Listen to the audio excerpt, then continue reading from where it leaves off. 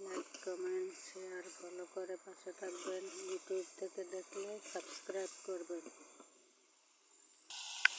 এখন আমি এটা দিয়ে কষিয়ে নেব, কষিয়ে নিয়ে তারপরে রান্না করব।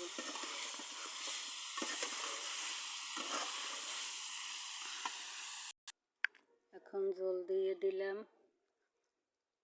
সবার মতো কথা আমি বলতে পারি না গুছিয়ে, তাই আপনারা ভুল ধরবেন না। ভালো লাগলে লাইক কমেন্ট শেয়ার করে পাশে থাকবেন।